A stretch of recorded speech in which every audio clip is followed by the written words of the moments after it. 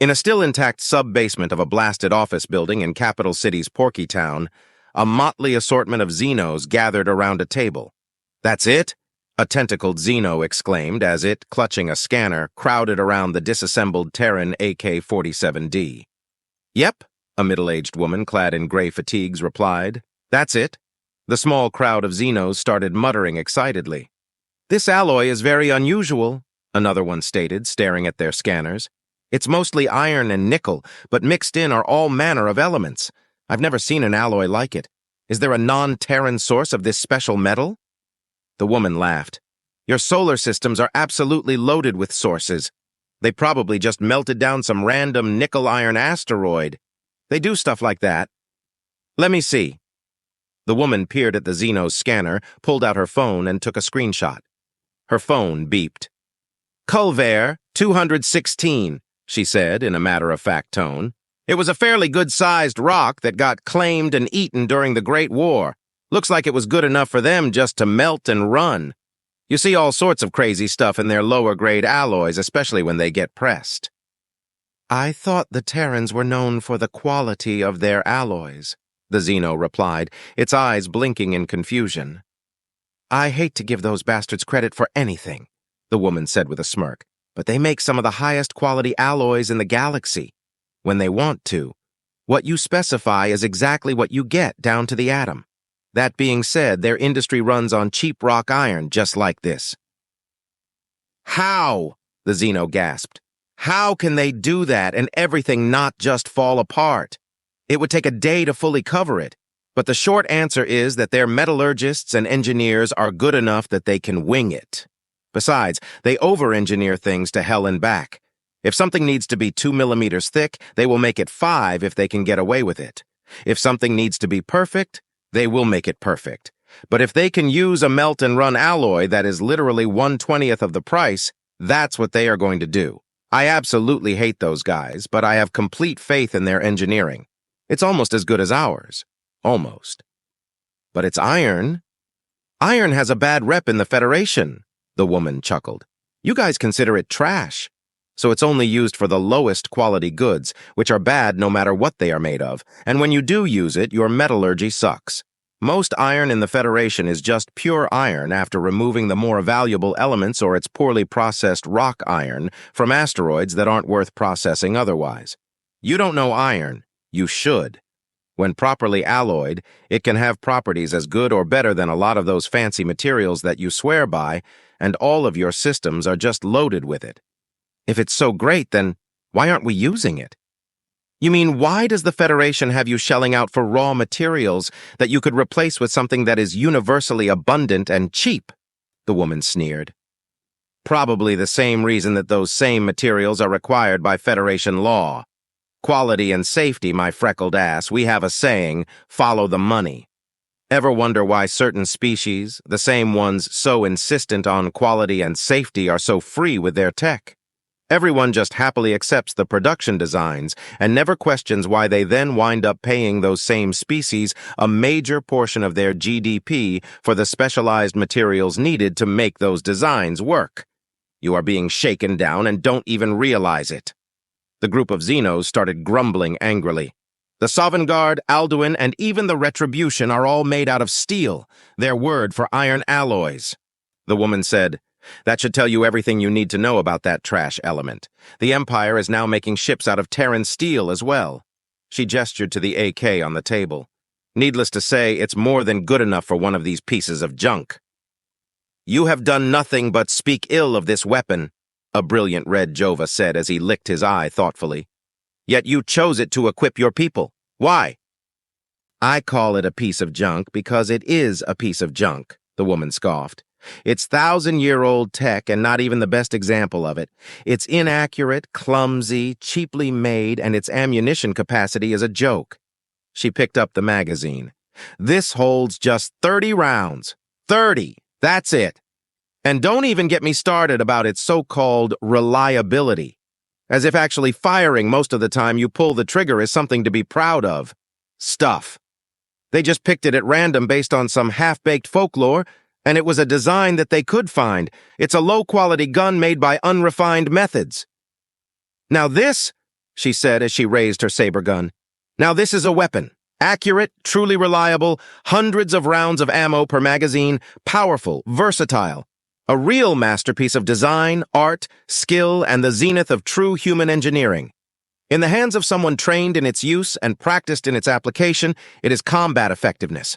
With it, I can penetrate light armor, accurately hit targets at well over 1,500 meters, or fire a perfectly silent killing shot at close range. So why aren't you issuing those to your people? Because it takes a skilled artisan weeks and some incredibly expensive and rare components to make just one of them. And it takes months to use and maintain one with any proficiency, years to truly master it and reach its full potential. She lovingly set it down and picked up a nearby fully assembled AK. This piece of junk can be thrown together in someone's garage with nothing but scrap metal and some basic tools. Any robofac can crank them out by the millions using any random asteroid that drifts past as the only component. Yes, it's low quality, but it's more reliable and accurate than the untrained individuals that we are handing them out to by the hundreds of thousands, and that is the pure hell of the AK. One untrained individual with one AK? That's a joke, easily dispatched. 100 AKs? 1,000 AKs? 1,000,000? She sighed and shook her head. It doesn't matter how good you are when you are literally outnumbered by 100,000 to 1. Especially when there are another 100,000 getting handed another 100,000 of these Thuvo Dong just in case the first 100,000 weren't enough. The AK didn't win the Soul War despite being Motmon Dote High. It won the Soul War, defeated us. Because it is Motmon Dote High. A people can put one of these Thuvo Dong into the hands of every single member of its population because it's cheap and easy to make. You can have one of these Thuvo Dung poking out of every window, lurking around every corner if you want to, and you can have them firing these. She pulled a bullet from her pocket. Now this is most certainly not a Mondote High. This is a late-generation anti-personnel round specifically designed for Federation soldiers. She handed it to the Jova. Pass that around and hit that baby with your scanners. That is a masterpiece of design right there, and they can make them by the millions. With that and other equally nasty payloads, you turn these Thuvo Dung into the nightmares that slaughtered the Juon, the bugs, and the feds alike. You can get millions of rounds just like that one pretty easy, but you don't need them. Just a solid lead projectile will defeat a Federation trooper's deflector screen. And while it won't defeat the standard armored vest, it will still likely incapacitate the asshole anyhow. On those tablets, I gave you our designs for many of the rounds that were developed over the years, from a basic lead slug to the latest generation stuff. You should be able to find something in all of those that you will be able to produce with little difficulty that will do the job. Those tablets also have the entire history of old Earth weapons design from stone arrowheads to our nuclear arsenal. You will be surprised how easy they are to make if you can manage to sort isotopes. She smiled wickedly. Seriously, though, she chuckled, if you want top-of-the-line Terran ammunition, especially in 7.62 by 39, just buy it like we do. You can get it in pretty much any quantity you want pretty easy, even now. Since you are all now friends of the Forsaken, we will have no difficulty securing plenty for you. But if you find yourself in a pinch, there is a bullet design in that database that will work just fine. What about those bullets that the Terran ambassador used? A black-furred Clacks asked, her purple eyes glittering. The ones that make people weep their own blood. I really like those. Good luck with that, the woman laughed. Those tips are one of the few weapons that the Terrans do control. You can only get those direct from the Republic arsenal itself. We do have scans of them, but you need some of that weird Terran techno-heresy to make those little monsters. You can't make them? The Clacks asked. Aren't you the same people? I'm gonna let that one slide because I like you, the woman laughed. But I'll give you a little bit of advice. Never say that again to anyone. But to answer your question, no, we can't. We were the same people over 100 years ago. There has been a bit of divergence since then, and the nanotech packed into a red tip is part of that divergence. We can approximate one red tip, but we can't mass produce them like they can. Something like that is only an option for us as an assassin's bullet, or if we want to try to frame the Terrans, and if we are going to all that trouble, there are other things we would do instead. Polonium is universally fatal in even tiny doses and a whole lot easier. So are Californium bullets, for that matter. Californium? The Clacks pulled out her tablet and then squeaked. You have those? The woman smiled. We have a lot of things, little bit. You can too, if you put your mind to it. The Clacks stared at the screen and trilled happily. If any of you can produce elements like Californium-252 in any appreciable quantity, have your people get in touch. I know a particularly nasty old woman who would love to talk to you.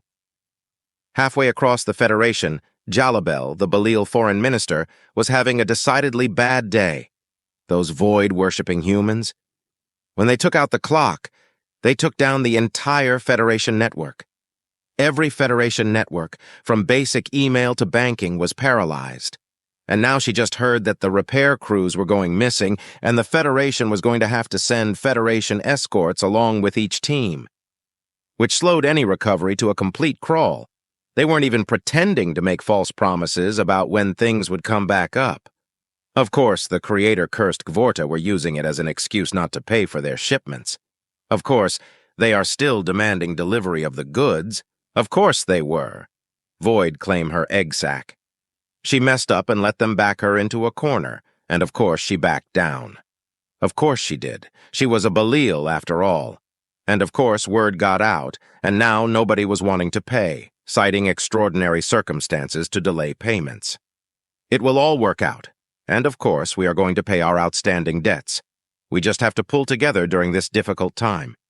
Of course the Federation backed them up. Backed them all up, stability of the Federation and all that. Funny how some of those same species still demanded payment from them, though, and the Balil government was still expected to make their payments both to the Federation and other creditors via courier. Pay them with what, IOUs? They were hanging by a fucking thread before all of this. They were going to have to take out yet another loan from the Federation, and they lied about their assets to get the last one. They were juggling maxed-out lines of credit like most of their citizens. She let out a ragged sigh as slime started to ooze. Carashel just might have to call in that favor. Ugh, Carashel. That was the absolute last slug she wanted to talk to right now. She flicked a tendril over her sensor pad, and the Carashel files appeared on her holoscreen. Ugh. Terran. She was rubbish at languages. She activated her neural implant. What absolute rubbish! And human rubbish at that. Did she actually think it would be that simple? Of course, they wanted to do more for their people, but every year their economy got worse and worse, thanks in no small part to some criminal deals they were basically forced into. Here that twit was moaning about inequity and their ever-growing poverty index, completely oblivious to the fact that the Balil were bankrupt. It was all she or anyone else could do to keep entire business sectors from slipping forever from Balil hands. What was she going to do? What were any of them going to do? The slime started to freely flow. This could be the end of Balil's sovereignty. As bad as things are now, it is nothing compared to what will come if the Balil economy collapses and falls into management. Management. Such a polite word for being carved up and passed around like a pickle tray. She idly flicked through the documents Carashel had gathered. Colonialism. Jalabel snorted. Of course it was. Of course.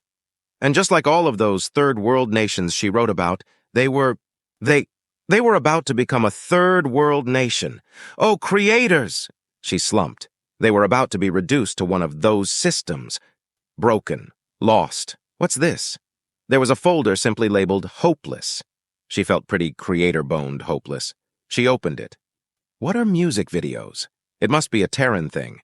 Inside the Hopeless folder, there was a playlist, whatever that was, labeled Burn the Slime Away. Well, she was sliming. She selected the playlist and pressed play. The next morning, Jalabel burst into the Prime Minister's office, her movements more energetic than anyone had seen in ages. Your eye stalks are bouncy, the Prime Minister said in surprise, leaning forward. Please tell me you have some good news. I have something better, Jalabel exclaimed, her voice practically buzzing with excitement. She extended a tendril, holding a neural interface delicately. This is going to change everything. If you love engaging stories like this, make sure to like, subscribe, and turn on notifications to stay updated with all the latest episodes from FY Stories.